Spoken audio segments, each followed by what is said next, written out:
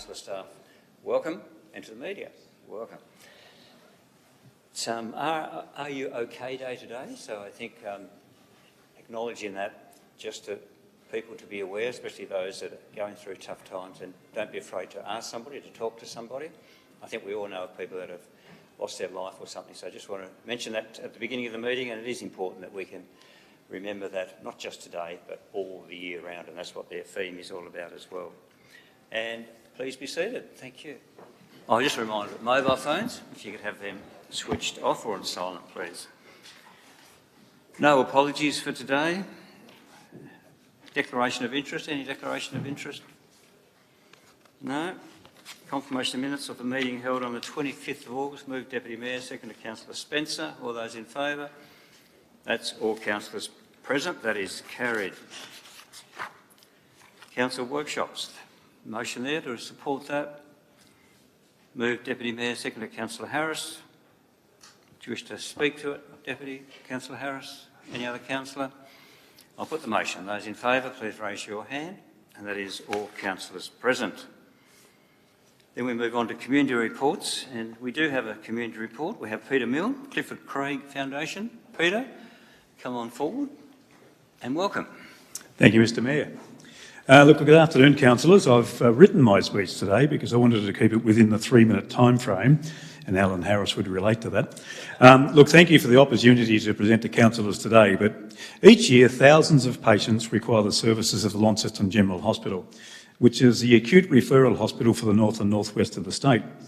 At some stage in our lives, we'll all need the services and medical care of that very important facility.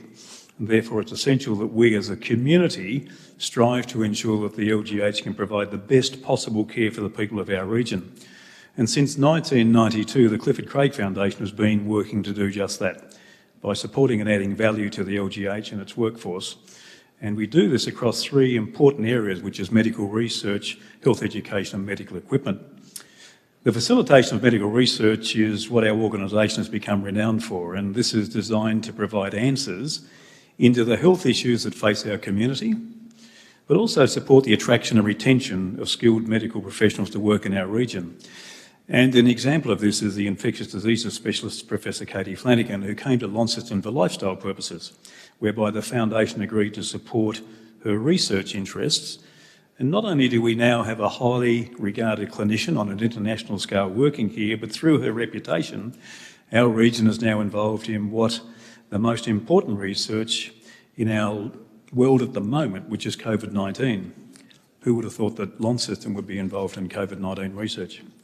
Our funding support has also enabled the neurology team to bring research in motor neurone disease to the region, and this is vitally important for Tasmanian patients who suffer from this terrible disease. Beyond research, the Foundation provides a strong commitment to health education, which is designed to position the LGH as an attractive location for health professionals to undertake their training when they consider which teaching hospital they prefer to attend. And that support includes a professional lecture series, the Introduction to Research course, an advanced trainee research education program, which is a new initiative that we're currently developing with the clinical school for commencement in 2023, and this will be a unique model for a regional hospital in Australia. In recent years, we've raised funds for the purchase of important medical equipment for the hospital. Last year it was a FibroScan, a diagnostic machine for the treatment of liver disease. And this year we purchased a radio frequency ablation system for the treatment of a condition called Barrett's esophagus, which is the precursor to esophageal cancer. So no longer will the sufferers of this condition need to travel to Melbourne for this treatment. Each year the Foundation contributes in excess of $850,000 to support the hospital through our philanthropic and fundraising program. And as we celebrate the 30th anniversary through the work of the Foundation, Launceston will see the establishment of a dedicated innovation and research centre at the hospital within a new research and education precinct. So councillors, thank you for your time today. Although brief, I hope you have a greater understanding of the important role of the Clifford Craig Foundation in our community. Thank you. Thank you, and it certainly does play an important role and has for quite a number of years now. Thank you for the role that you've played in promoting that, and we wish you well into the future. Thank you, Peter. Thank you all. Cheers. So public question times on notice. There's none, but public questions without notice. Any public questions without notice?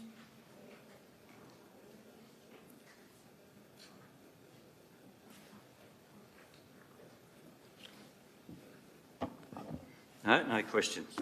So under the provisions of the Land Use Planning and Approvals Act 1993, Council acts as a planning authority in regard to items included in agenda item 9, Planning Authority. So we have 9.1.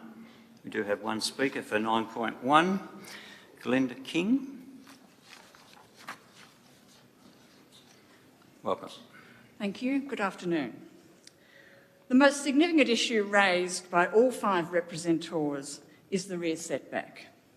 Planning's agenda report of the 28th of January 21 precisely determined the site's rear boundary as the border between number 14 and 5 Scott Street. A rear boundary setback of 4 metres was stipulated, and you, as councillors, unanimously approved both recommendations as part of the current development permit for this site. Scott Street is not an alternative frontage for number 14. The front boundary is St George's Square, as regulated by the June 2018 subdivision of 14 to 16 into 2 independent separate blocks. The developer's latest wish to reduce their previously agreed to rear setback from 4 metres to 2.6 is unacceptable. It fails the planning scheme, and the use of performance criteria, I think, only reinforces this change request as facetious and arbitrary. It contradicts your existing 4 metre rear setback stipulation, and that is a condition that is also part of number 16's permit as well. Moving the proposed smaller border building forward by 1.6 metres, this is the distance of my outstretched arms, as previously suggested actually by planning for the existing site permit, provides a solution. 16 metres remain unoccupied to the front boundary. You've transferred other permit conditions, so ask yourselves, what has changed with this present application so as to provide such an inconsistent result in relation to the rear boundary and the rear setback? We do not oppose the building of a new residence, but we strongly oppose any reduction in the approved 4 metre rear setback. We ask you to be consistent with the existing permit and reimpose a 4 metre rear setback as a condition of any new permit. To not do so will have an irreversible, lasting negative impact, we believe, on our neighbourhood amenity, the adjacent residences and on their residents. We have to live with the outcomes of your decision, and that is your role to make those decisions. And we hope that you will take this on board and approve a reinstatement of the rear 4 metre setback. Thank you for your consideration. Thank you. Any other speakers out there? I don't think so. Thank you. So item 9.1, do we have someone to move the motion? Councillor McKenzie. Is there a seconder? Councillor Harris. Councillor McKenzie, you wish to speak to it? Just ask a question. Yeah, you certainly can. Please. Just wouldn't mind, Officer, just referring to the setback question that's been raised by the representor, moving it from 4 metres to 2.4, and how that meets the performance criteria. Thank you, Richard. Oh, no. Sorry. Thank you. Duncan, come out with that. The acceptable solution in the zone is for a 4 metre setback from the rear boundary, which is clearly the boundary between this site and the dwelling in Scott Street. The performance criteria relevantly requires us to consider the impact on the amenity of the surrounding properties and the impact on the streetscape or compatibility with the streetscape. So if you look at that, whilst it's unequivocally the rear setback we're talking about, when it presents to Scott Street, it presents as a side setback when it presents to Scott Street. So yes, it's a rear setback. Yes, the acceptable solution is 4 metres, but when you consider it in terms of the streetscape of Scott Street, it's perfectly compatible. When you look at the site and there is a large solid wall on the boundary of the site, and there is a colorbond fence quite high in front of the majority of the Scott Street frontage, you have to consider that there is likely to be no impact on the surrounding properties as a reduction of this setback, so to go from less than 4 metres. You then need to consider that the 4 metre setback is the acceptable solution. The performance criteria is not a reduction in the standard. The performance criteria is simply another way of achieving the standard. It has exactly the same weight, if you like. So there is discretion on the performance criteria, there is no discretion on the acceptable solution, but it is the same standard we are achieving. And the big difference between the two applications, I know you haven't asked that, is simply that the applicant in the first application was happy to have the setback changed to 4 metres, and in this application the applicant has specifically stated that she wished to retain the reduced setback. Thank you. Question from Councillor Harris. Thank you, Mayor. A question, I think, for you, Duncan. With what we have before us, which we're voting on, with the 2.4 metre setback from the rear boundary, are we able to amend this DA and make it 4 metres, or must we deny this DA and vote against it and then the applicant reapply? I'm just trying to understand whether the movement of the setback is something that is allowed within the current planning thread. Maybe not, I'm not sure whether the CEO will answer or you'll be able to answer that. Just need to understand what we can or can't do as a council right here, right now, if we wanted to. Duncan. Michael, CEO. Thanks, Mr Mayor. So clearly the council has the ability to apply conditions if it seeks to do that. It needs to have reasons to support that. Obviously the professional advice that we've provided you is supports the recommendation that has been provided, and we rely, as from staff perspective, we're relying on that. So if there's any move from the table to modify that, it certainly needs to be supported by justifiable planning grounds. Thank you. Thank you. Question, Councillor Walker. Thank you, if I could, to the council officer, and thank you for that explanation. Is there any need for a developer to justify what would you say, an encroachment over the acceptable solution, or is it really just a matter of whatever that encroachment might be, judging that against the performance criteria, and they do not have to provide any reason why they would like to exceed the acceptable solution? Duncan. The short answer to that is there's no need for the applicant to justify that. Each solution is of equal weight, so the applicant's not required to justify why they meet an acceptable solution, nor must they justify why they achieve a performance criteria. The test is, do they achieve that criteria? And my opinion and recommendation is that they do. The CEO wishes to add to that. Thanks. It's just a bit of word of caution around, so the use of phraseology. So it's not an encroachment. So there's two ways of being able to demonstrate compliance with the planning scheme. Either you meet the more defined acceptable solution, or you perform against the performance criteria. So it's not a case that you're encroaching the performance criteria. You've chosen another pathway which is equally acceptable in terms of demonstrating compliance with the scheme. So it's just careful not to think that because you're relying on a performance criteria, it's in any way, a lesser approval. So. Another question, Councillor Walker. Thank you, Mayor. And I was struggling for the right word, and I agree, encroachment wasn't the right one to use. Thank you, CEO. My only other question is, in the previous iteration where the building was moved to 4 metres from the boundary, what was that decision a result of? Was it through mediation before that development application came to council?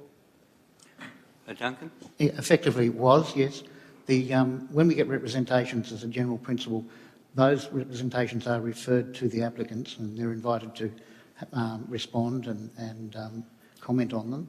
And in the earlier application that you're talking about, Councillor, the applicant was satisfied and was quite happy to have a condition on there requiring the boundary setback to be increased to 4 metres. And as I said earlier, in this case, the applicant has said no, she wishes to remain with the proposal. Thank you. Councillor Spencer, question. Thanks, Mayor. Just got a question. Was that driveway always off Scott Street that enters the rear of that property? Was that always a driveway? I've just heard from the background the answer is no. It's an existing driveway there now. I couldn't tell you how long it's been there. Yeah, because on the application it says St George's Square where that main entrance was. I'm just wondering if we are giving them another driveway, but that we're not certain of that. We're not certain if it was a driveway or not originally. It's been a driveway for the several years that I've been involved in applications on this site, but for how long prior to that, I'm not aware. Right. It's not relevant. Just make a statement. No. You're not speaking at the moment. So, Right. any questions? That's it. Thank you. Thank you. Councillor McKenzie, you wish to speak? Yeah, look, thank you. Thank you for the officer and his responses to the questions that have been. I guess I start with stating this site has not been without controversy over the last few years. It was one site, one block being 14 to 16. It's now two blocks, 14 and 16. So clearly 14, this is what 14, requires another entrance to be able to access it anyway. So previously the original one would have been on 16. So that'd be probably the answer to that.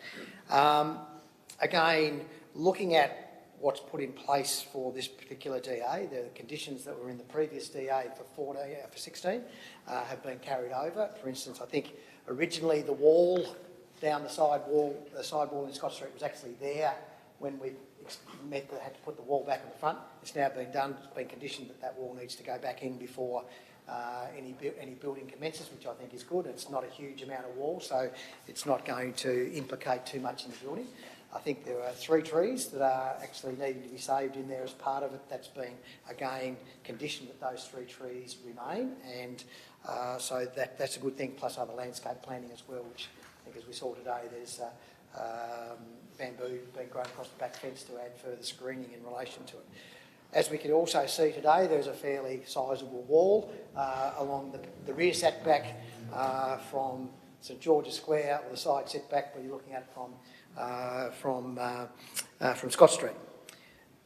I was interested to know we need to look at the performance criteria, and I can sort of understand the 4 metre setback being required on the building on 16 because it is a significant building, so I think that's actually quite a sensible setback.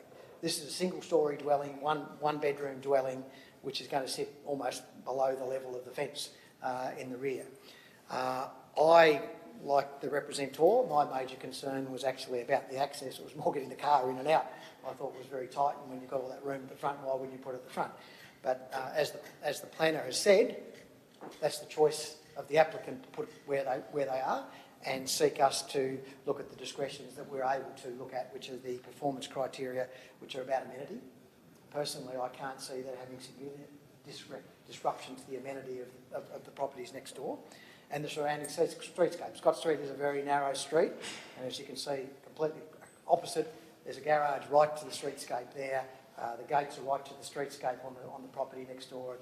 One and whatever, I think it might be St George's Square, 12 St George's Square, and 5 Scott Street or whatever. No, 5 Scott Street's on the other side, 2 Scott Street perhaps. So in my view, really the only thing is the setback to discuss, which I think is really what's been, because I think all of the issues that were raised by the other representatives have actually been dealt with pretty well by condition. And in my view, being the modest size of the dwelling and the proponent wishing to do this, noting that we are making this decision under the interim planning scheme. If we were to refuse this today, it could come back to us under the new planning scheme, which would actually enable to be built to the back boundary. So, in my view, this is probably a lesser of 2 evils if you don't think the 2.4 is enough. 0 is going to be even worse to your ongoing streetscape. So I suggest you take that into account when thinking whether you're going to accept this as a DA or not today. So my thinking is simply the performance criteria being well explained, why they've been applied in the way they've been applied by our planner. I accept the comments made by the representor, but in this case, I think this is the decision that the proponent wants to go forward with, and I think it's reasonable in the circumstances of not creating any real amenity issues to the neighbourhood.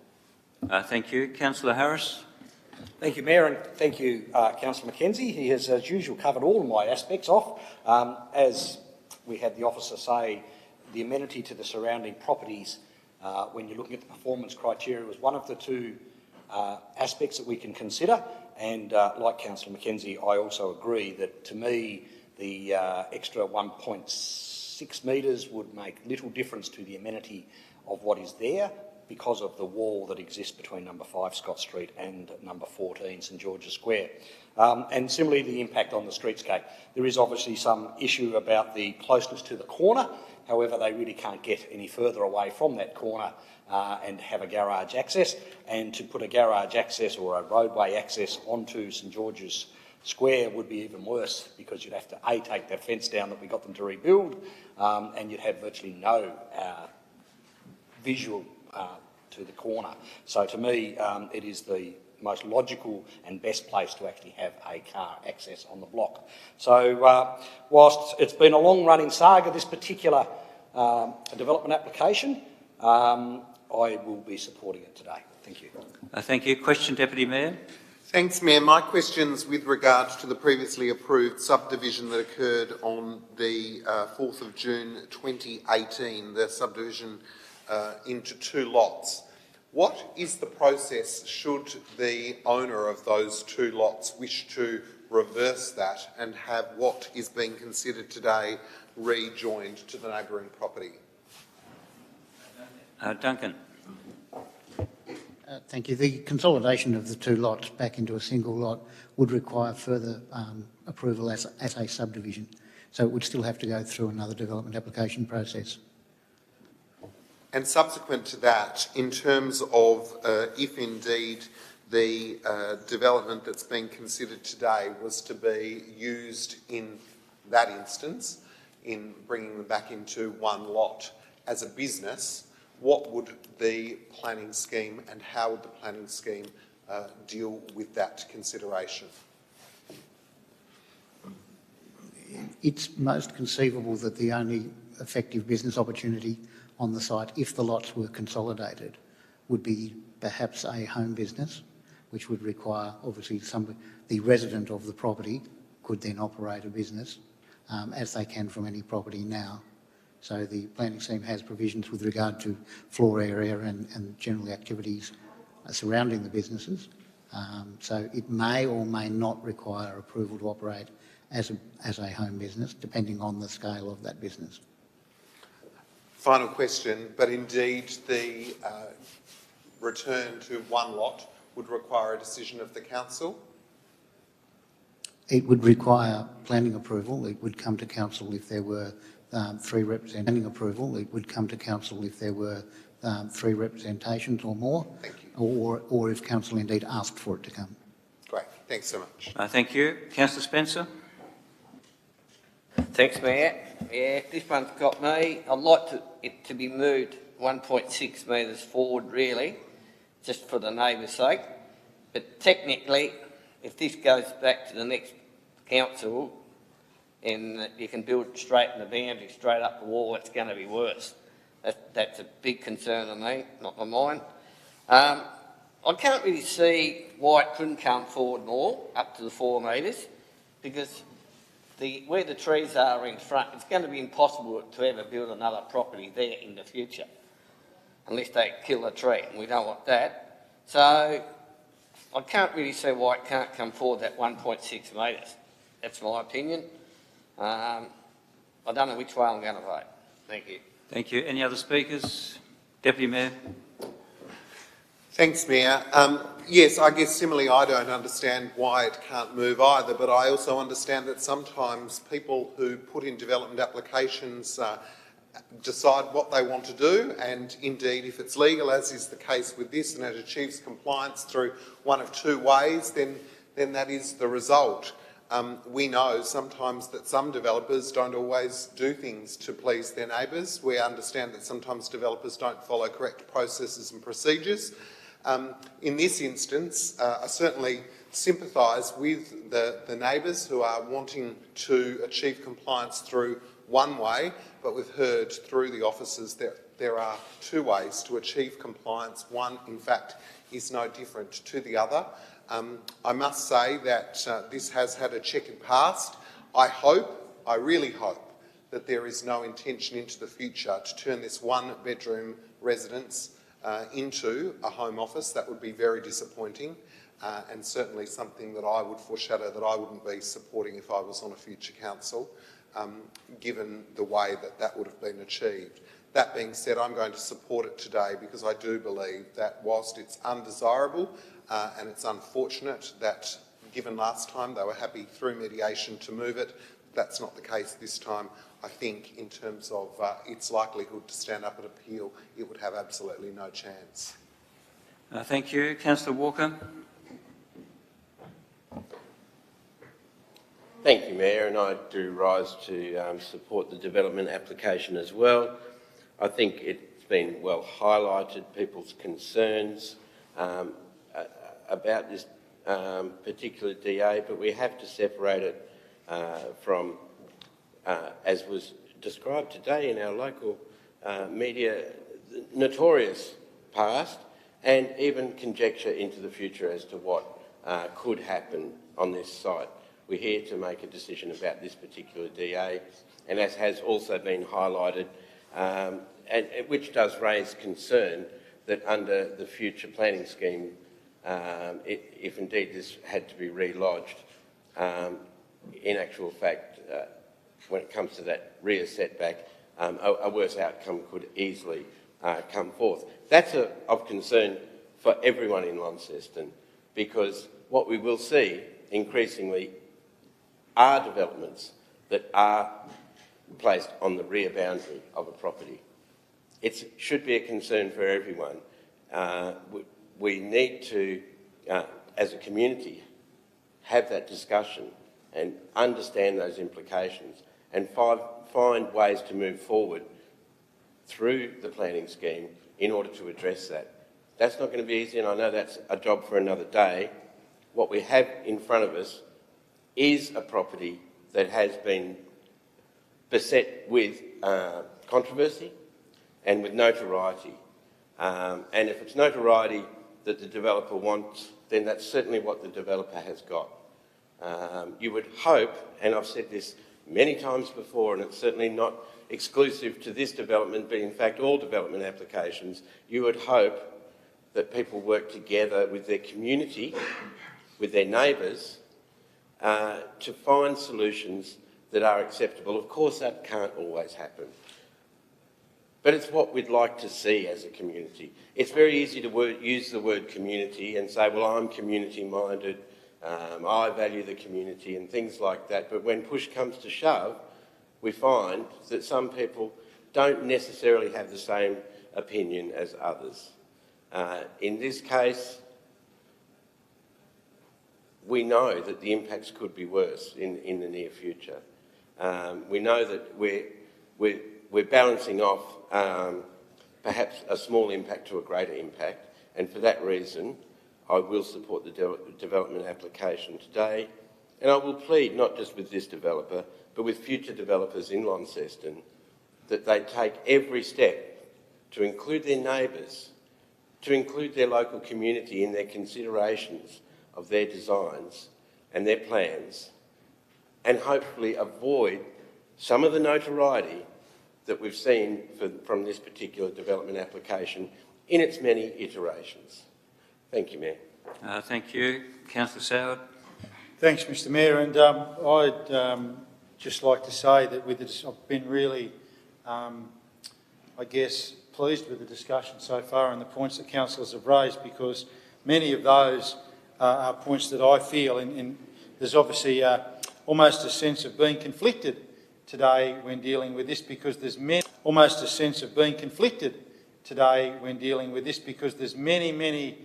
things about this that I don't particularly like, and I do associate myself with the remarks of the Deputy in highlighting the challenges that he finds with this particular application. And the most recent speaker, Councillor Walker, touched on something that I was going to focus on. The best developments in my time around this table, Mr Mayor, have been where people have worked together. And we know sometimes when something is proposed Neighbours aren't going to like it, we know that. We know that there's going to be times where that happens.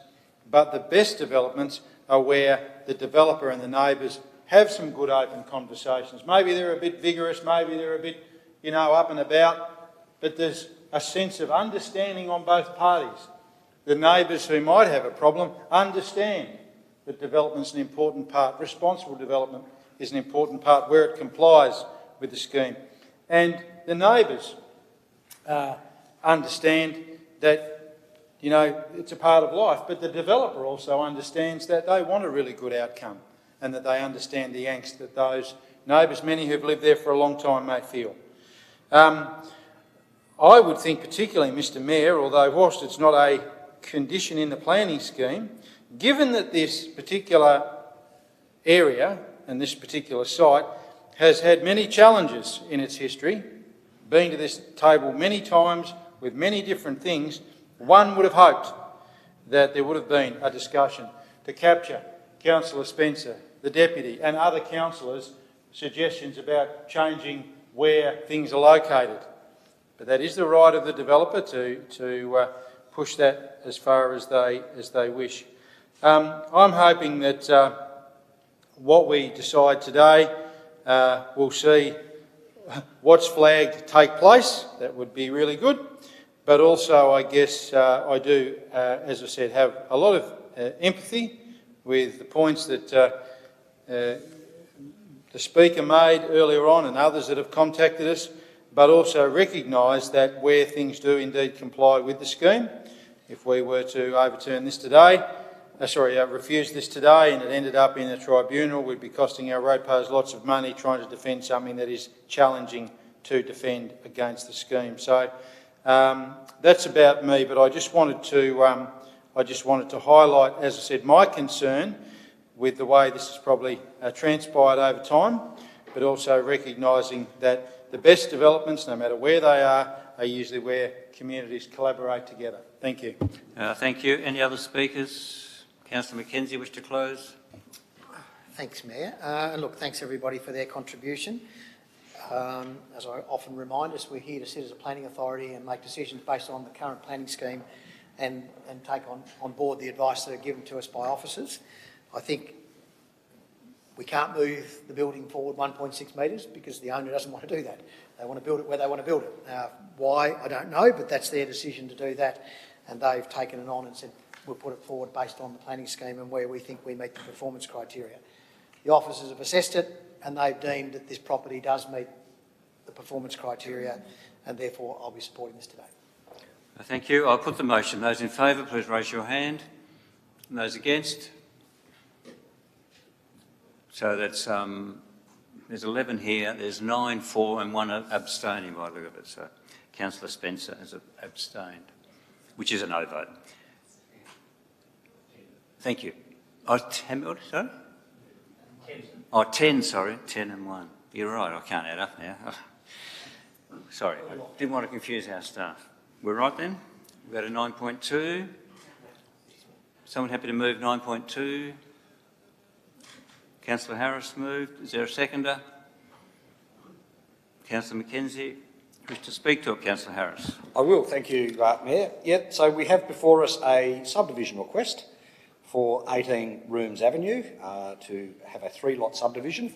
There is currently a 2-lot subdivision approved in 2020 for this particular lot, and the current owners wish to change that to make it a 3-lot subdivision, creating 2 lots, one 490 square metres, another 485 square metres, 97 metres to be given to the council for roadway or footpath, leaving a balance of 1,723 metres around the house known as Burwood in the suburb of Invermay.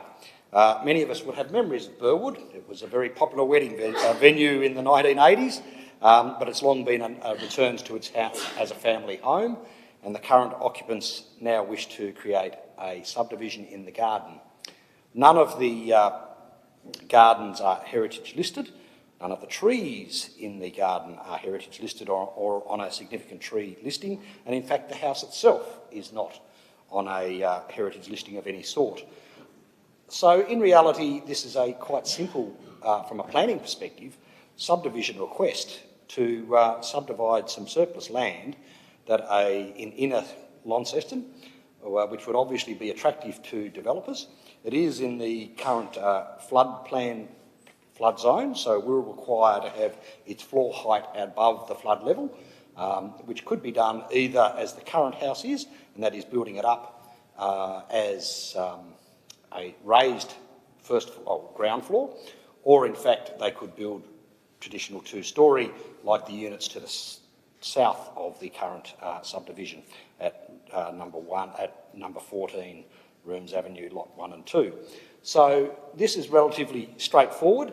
Having visited the site during the week and again this morning, the lovely trees that are there, it will seem a shame for them to be cut down to create space for whatever will be built on this subdivision.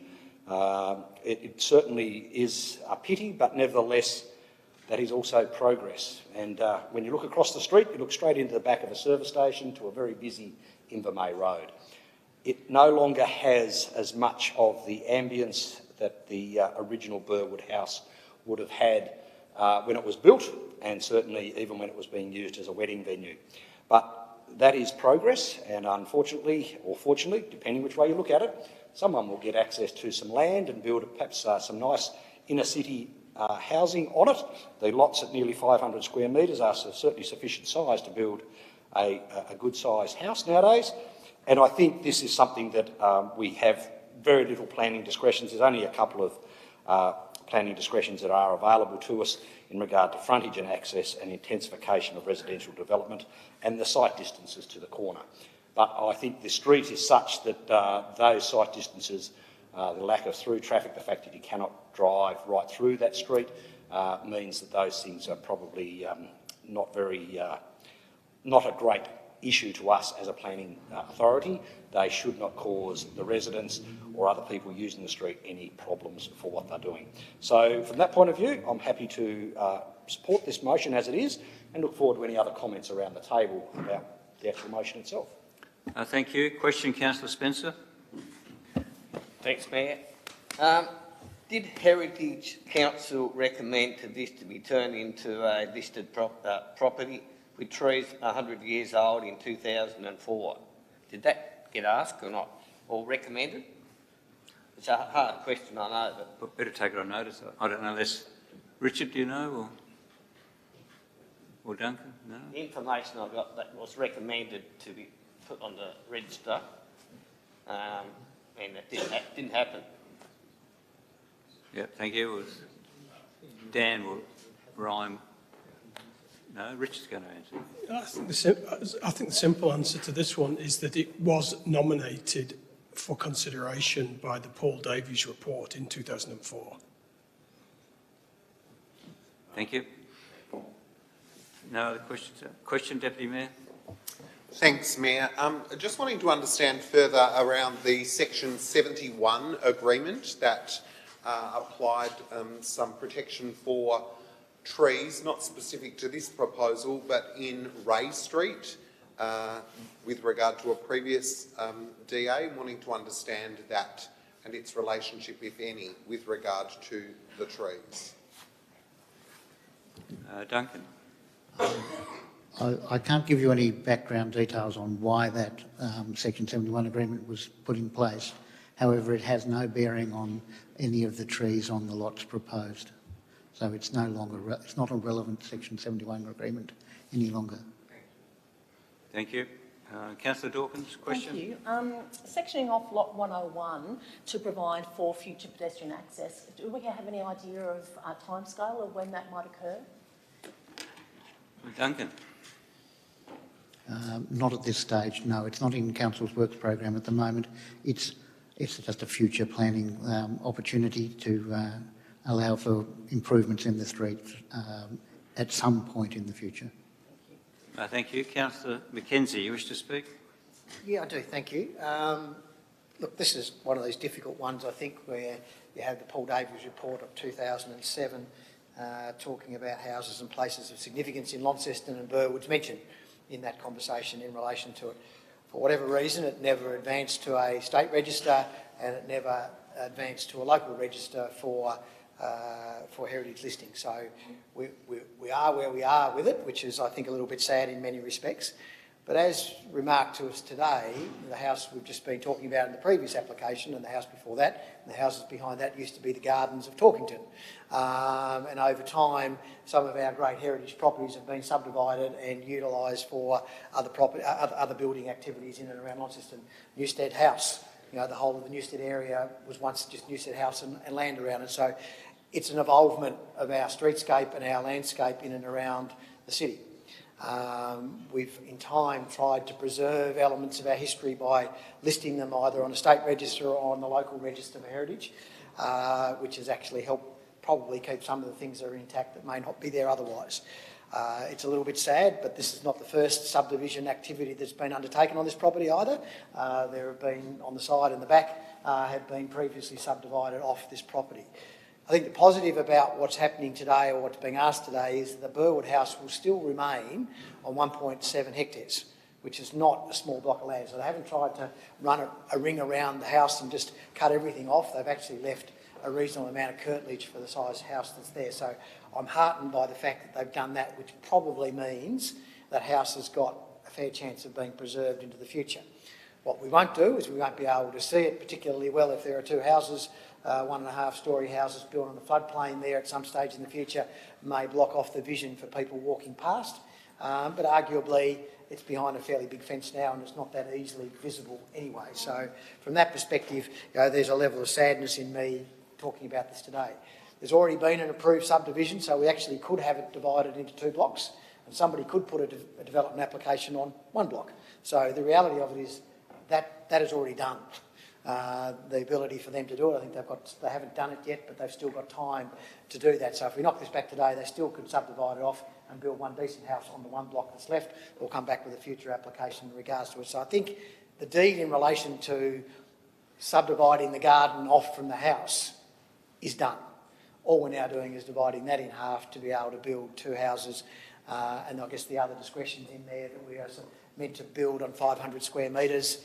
This property was 500 square metres until they agreed with council to give them some land, which is going to actually improve the footpaths in due course on into the future, which brings the land value, land size back to 485, I think, square metres roughly each. So as a consequence, only slightly below, and has a building envelope. The building on those things is a residential thing, but it needs to be built in accordance with the floodplain and all the rules that come in relation to that, which means that they would have to be 1.5 storeys up to sort of get themselves above the AED, whatever it is. The trees, the garden, I look there and it's probably not the garden and the trees that I saw back in the 1980s. It's not quite as kept the way it was when we had functions out there in my younger days, and a fantastic place it was now. So the gardens itself, it's a disappointing thing, but it's gone, I think, largely. And unfortunately, any future development is going to require probably any of the significant trees that exist there to be removed anyway for safety's sake. But having said that, I'm sad that it's not on our state register. I'm sad that it's not on our local register, but it isn't, and therefore the application that's been put forward today is a valid application to approve. Thank you. Councillor Soward. Thanks, Mr Mayor, and I thank Councillor Harris and Councillor McKenzie for their remarks and agree with everything that they have said, particularly those concluding remarks from Councillor McKenzie for such a wonderful residence, how it's not on either of those registers, but it's not, which is important today. All I wanted to add, Mr Mayor, given I think that both speakers have really captured the thread of this one. One of the challenges we have as councillors, or in fact I'd probably say any councillor of any of our 29 councils, is that trying to satisfy everyone is impossible. And I've said before, if you want to be popular, sell ice cream, don't be a councillor. Sell ice cream, because no one will argue with you. One of the things that I find particularly challenging, Mr Mayor, is we have many people who come into this chamber or write to us or communicate with us about the need for more housing in Launceston. You know, on a daily basis. If you tune into any media, the radio, the television, the newspaper, it's always there. We need more houses. The people in this room know that there is a desire to have increased housing. But the moment someone who has a property that they want to subdivide or do other things with, people say, yeah, but it's going to add to the density of the area, you can't do it. So I'm not sure what the solution is. It's a little bit like putting your money in the bank and wanting 20% for it, for your deposit, and then going and taking loans out at 3%. It's just sort of, it's wishful thinking. I think the challenge of something like this, which is why when these particular types of properties come up, is that it's probably indicative, Mr Mayor, of the fact that the way people live has changed over time, and that's certainly nothing to do with councils. It's to do with lifestyle. It's to do with the way people live. It's to do with the economy. It's to do with how people work and live their lives. We've had developments that have come to us around this table where people want minimal garden because they're travelling or doing other things, or they're young people who have no interest in gardening, for instance. Stately homes like Burwood and others that we know, Mr Mayor, in the city, back in the day when they were flourishing and times were different, lots of people had expansive gardens and had the time to put into those. There were times where maybe one person in the household worked, or different social times is what I'm getting at. So as times change, needs change, and we know that there is a demand for housing in our city. And again, where developments come to us, Mr Mayor, that comply with the scheme, it's beholden on us to approve them. So, notwithstanding, like previous speakers, I do find it regretful that the property Burwood isn't on the Heritage Register. It's not. So we need to deal with what's in front of us. Thank you. Thank you. Deputy Mayor? Any other speakers? Councillor Walker? And please remember this is just a subdivision. Not sure if that was directed at me or the whole table. I do struggle with it for that very reason, that it is just a subdivision. It's a building that's not listed on the Heritage Register, as has been well spoken about today. But, it pains me because it is obviously a well-valued part of our community is our heritage, and this is what we're seeing. The pressure, of course, the pressure for more housing, but we can't have both. And I would just encourage anyone who has a house that is recognised as having heritage value, whether it's protected or not, to take that into account. The council, we have responsibility here as well. We've been remiss in not progressing our heritage listing. So, we have to take responsibility for this decision today in that respect too, and I hope I don't digress too far, Mayor, in saying that. But it is essentially a problem that is partly of our own making in that respect. And so we must make, with all haste, a progress towards consolidating our heritage listing. It's obvious that this building has heritage value, and it's also obvious this building won't be impacted itself by this subdivision. The vista, of course, will be. Maybe it's the case that when it is developed upon, there'll still be a vista through to the building. That would be a wonderful thing. That would be an example of someone who has a heritage building and makes provision for continuing to respect as well as protect that heritage. So, as difficult as it is for all councillors, I'm sure, it would appear as though there is very little else that can be done at the moment. But again, it's one of those things that we cannot sit on our hands any longer. We must, with all haste, when we're seeing heritage buildings being demolished, heritage buildings that are acknowledged on a list that we ourselves commissioned, that we haven't worked through to its fruition, we must, with all haste, do that work. And then we would not be finding ourselves in this position. Thank you, Mayor. Thank you. Any other speakers to do with the subdivision?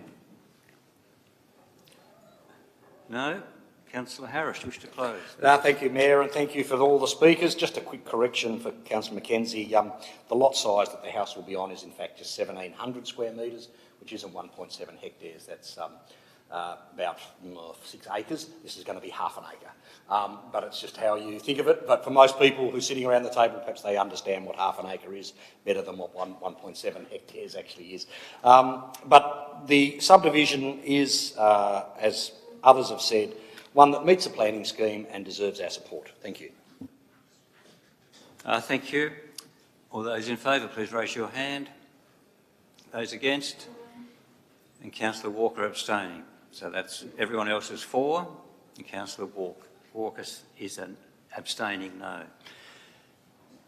Thank you. We got that? So we now no longer sit as a planning authority. So we go on to Mayor's announcements. Just a couple I will highlight.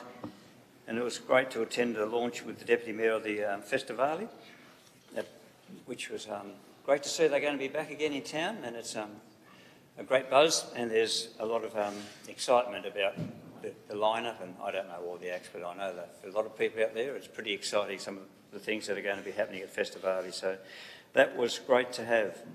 Also, it was really great to go to the official Father's Day memorial service, the first one for Carvilla, and I just think it's a great effort that the team out there, and Eve in particular, for organising that, so congratulations to the team, Dan, and those that are involved out there. They did a great job, and it was many people that were there really appreciated, and it was well done and well thought through.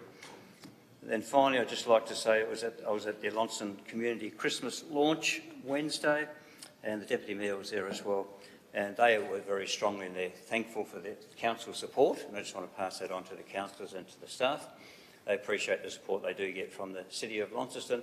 Wouldn't be able to have it without the support they get in the community, and they do get a lot of support, and it's great to see we have the Christmas lunch back on, not at the Albert Hall, but at the Door of Hope this year. Thank you. Deputy Mayor. Thanks, Mayor. Following your mention of the Father's Day Memorial Service, it was wonderful today that councillors were invited out to the Carvilla Memorial Park to take a look at the Garden of Memories. The work was undertaken, as councillors will remember, with regard to the Accelerated Capital Works program as part of our COVID response, and incredible asset for our community with over 4,500 sites in that Garden of Memories, and I know I speak for all councillors when I say that we were absolutely thrilled to be shown the good quality of the workmanship undertaken and how proud the team are out there at Carvilla.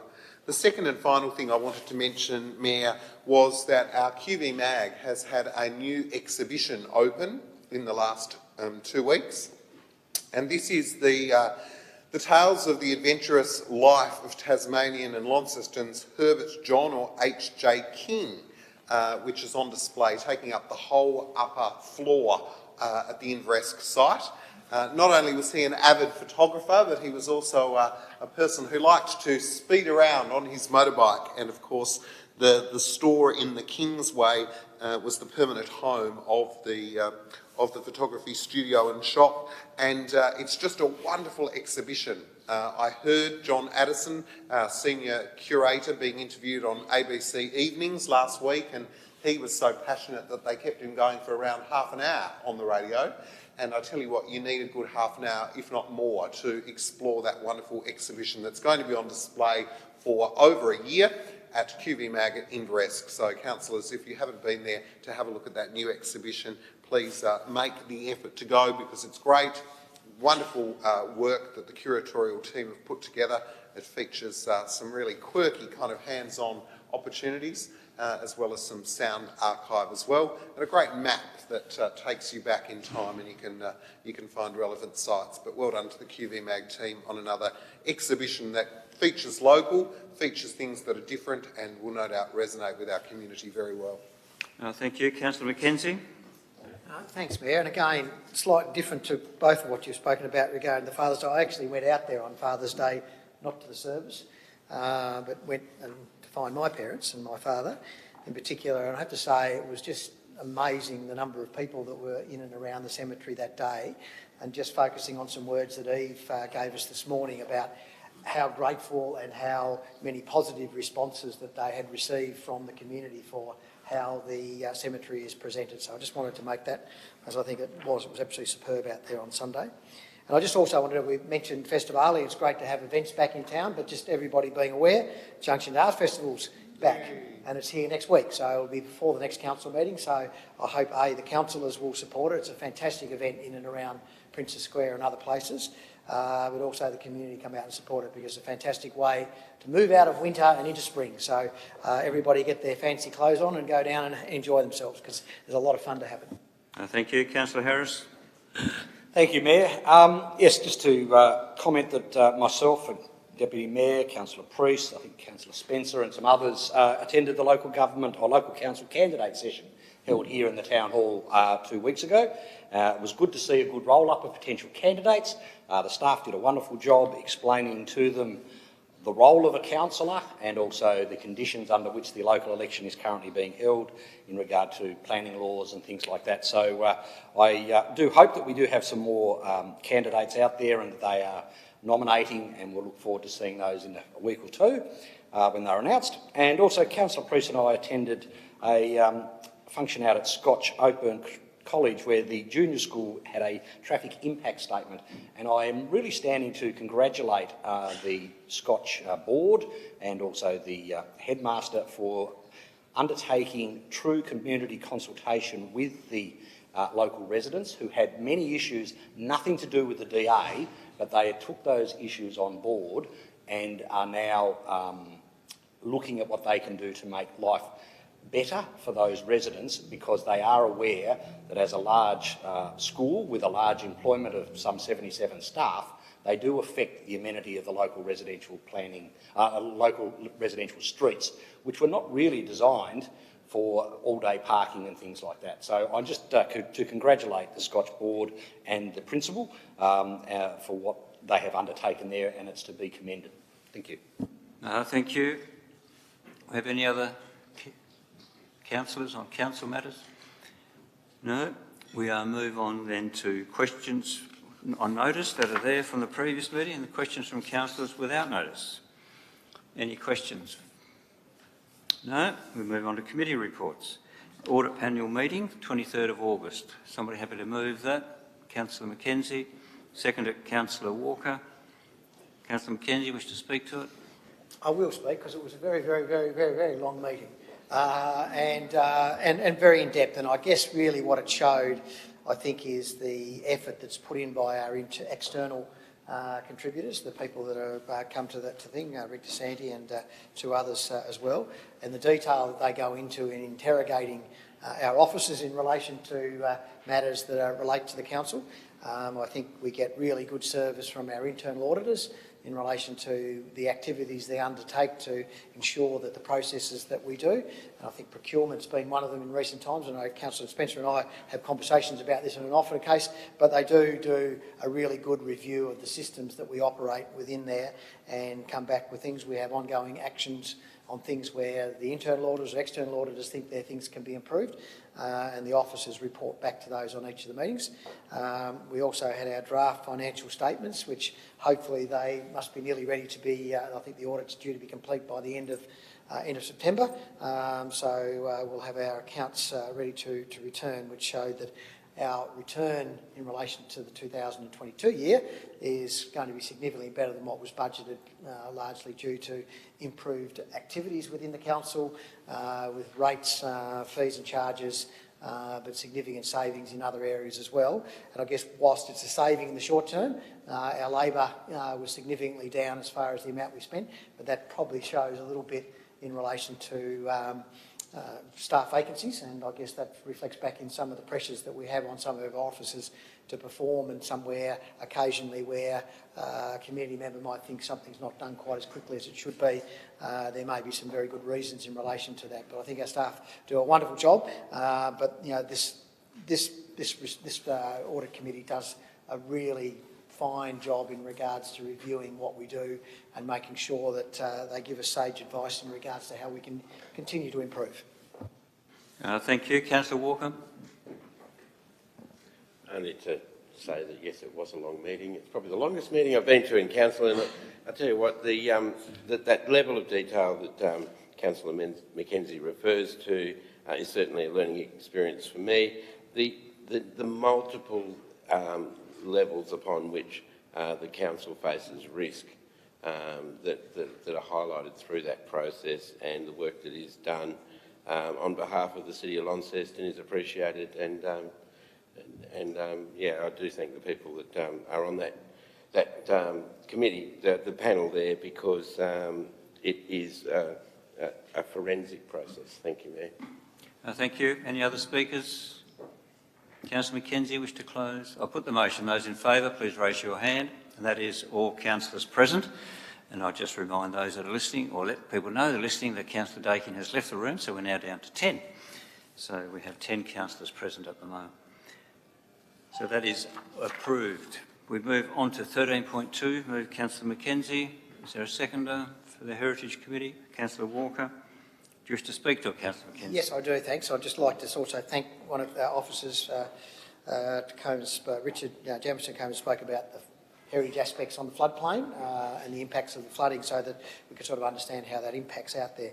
And it's, I guess, quite poignant that this report's coming today based on conversation we had at a DA just recently. And one of the other things that we mentioned there in point 2 is the heritage precincts updates, and these are the things that we've been evolving over the last 3 to 4 years. And some of those are about ready to happen because of the interim planning scheme moving to the current planning scheme sort of delayed a few things, but I guess really it just highlights things that come up like today in relation to Burwood, that we don't have that heritage precinct structure in place, which may give us some more protection in regards to some of those things. So they are well on the way, but they aren't there yet. So I guess our committee was just commending the work that had been done, and I guess really asking for Godspeed to get them finished. Thank you. Councillor Walker. Launceston, as a regional city, is unique in the country. I think we all know that, and especially the people on the Heritage Committee, the community representatives, as well as the staff, and Councillor Mackenzie and myself, we all recognise that. And that second point, that recommendation of noting that the Heritage Advisory Committee's firm support for the implementation of the proposed heritage precincts in the new planning scheme is pertinent, of course, because of today's discussion, but ongoing in Launceston, because it's that uniqueness of our built heritage which sets us apart, and that's nationally, but especially in Tasmania. And as we move to a statewide planning scheme, we risk that ubiquitousness becoming something that would severely damage our unique heritage value. So I too rise to reflect that feeling from the Heritage Committee, that these precincts, and these precincts can be small, can be large, they do require a certain amount of work in order to establish, but these precincts be approached and addressed with all speed. This is something that has gone on for a long time in Council. The Heritage Committee are well aware of that. They are people who have their own distinct awareness, not just of our heritage, but also of the various schemes that do protect, or in this case don't protect, our built heritage. And I just wish to emphasise that recommendation as firmly as possible today. Thank you, Mayor. Thank you. Any other speakers? Councillor Mackenzie, wish to close? I'll put the motion. Those in favour, please raise your hand, and that is all councillors present. That is carried. So we got Community Grants Assessment Panel. So new members. Moved Councillor Stodnicek. Don't know where. Sorry about that. And Councillor Harris seconded. Councillor Stodnicek, you wish to speak to it? Sure. Following the resignation of Dr. Malcolm Bywaters, we reviewed the terms of reference regarding appointment of community representatives and realised the current term had expired. We therefore sought expressions of interest and assessed applicants accordingly. We're now recommending the appointment of Louise Clark, Maddie Bigelow and Cheryl Thomas. I would also like to thank the current panel members, Louise Clark, Dr. Malcolm Bywaters and Ella Dixon, for their dedication and commitment to the panel. Thanks. Thank you. Councillor Harris, anything to add? Any other Deputy Mayor? Thanks. I also rise to support what is before us, but also as someone who was involved for a number of years early on, to thank Malcolm and Ella and Louise, because for probably close to 10 years, 9 or 10 years, their unwavering support of our community grants program has been at the core of the rigorous assessment process. They have brought a wealth of experience, and I know now, together with Maddie and of course the wonderful Cheryl Thomas, that will be the same into the future. But that connection with community, that ability to best practice, and always looking out for the way that the dollars were spent in the best way, always underpinned Malcolm, Louise and Ella's contribution as volunteers to that committee, and certainly very appreciative of what they've given and support the new recommendation before us. Thank you. Any other speakers? Councillor Stojanczyk, you wish to close? I'll put the motion. Those in favour, please raise your hand. And that is all councillors present. That is carried. Move on to 15.1, intention to make the Launceston City Council parking facilities bylaw. Move, Councillor. Oh, yes, right. Sorry, Louise. Thank you, Mr Mayor. I just draw councillors' attention to the proposed amendments to the original recommendation. They were provided in writing there. On the screen, they will be highlighted in yellow. No changes to the report itself, but some suggested changes to the bylaw in relation to penalty amounts under parts 2, 3 and 4 of the draft bylaw to align those penalties that apply in the event of a prosecution more closely with those provided for under the Road Rules 2019. Also changes to a penalty amount in Schedule 1, the infringement notice offences. Just wanted to draw councillors' attention to those recommendations. No, thank you. We did get a copy of that this morning. Thanks for that. Councillor Harris moved. Is there a seconder? Councillor Mackenzie, do you wish to speak to it, Councillor Harris? Yes, thank you. And thank you to the council officers for bringing this to us. Although we are in caretaker mode, we are able to make a decision today to enable the community consultation part of this process to commence. Bylaw number 1 of 2023, it'll be our first new bylaw for this year that we'll be creating, will in fact relate to parking facilities, and repeal bylaw number 2 of 2013 before it expires on the 27th of June 2023. So that is the need for it, and fundamentally what we are doing is changing from what was done in 2013 when that bylaw was brought in, where most of the fines were actual dollar amounts, $20, $40, etc., and they will be changed to the use of penalty units, so that the penalty units will go forward. Doesn't require us to annually or regularly update the bylaw to reflect whatever CPI might do to the cost of fines or otherwise. The penalty unit, by simply increasing the value of the penalty unit, which is a statewide unit, I believe, then that is it makes it somewhat easier for us and will set us for the next 10 years. This would enable us to, once we've passed this, start a process of putting this out to community consultation for the community to have their say on it, but then it will be brought back to us again for us before it becomes a bylaw as such. So I think it's just really quite procedural, but I do thank Duncan and the other people who've been involved in this for their hard work and for bringing it to our attention. Thank you. Councillor Mackenzie, a question? Yeah, just I wouldn't mind in plain English if Duncan could explain to us, just in relation to the removal of vehicles and sale of vehicles, because I noticed that's been changed, which looks like it gives us more powers where people park on the street and don't move their cars, that we have the ability to go and then take them off the street. Is that what I'm reading? I mean, look, we've got, just to give some context, we've got places out at Invermay where people park cars there and they leave them there for weeks and months and years, but because they're registered we have no ability to move them. But if they're parked in a restricted zone, we now have the ability to remove. Is that what I'm reading? Duncan. Yeah, so this bylaw only applies in parking areas off-street. So there's already controls that apply on-street. This is largely replicating those controls. Yes. Oh, okay. Sorry. Okay. My apologies. Thank you. Thank you. Any other? Councillor, you wish to speak? I agree. Anyone else wish to speak to it? Councillor Walker? Just a question, if I may. I note that the penalty unit means a sum prescribed under the provisions of the Penalty Units and Other Penalties Act 1987. What is the exact penalty, the equivalent of a penalty unit? $181. Yep. Oh, thank you very much. And because we're now... question or speaking? No, a question, sorry, thank you, Yep. Chair. Because we're now subscribing to that amount, do we have any concern that we won't have any input into that amount itself, that Council will be, I suppose, passing that responsibility to the state government as to what that amount would be?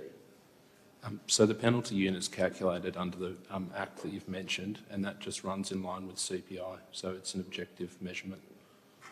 Thank you. Nothing further. Thank you. Any other speakers? No? Councillor Harris, wish to close? I'll move the motion. Those in favour? That's all councillors present. That is carried. We then move on to 15.2, Local Government Association of Tasmania General Meeting. Somebody happy to move the whole lot as is? Councillor Harris, and second of Councillor McKenzie. Councillor Harris, do you wish to speak to it?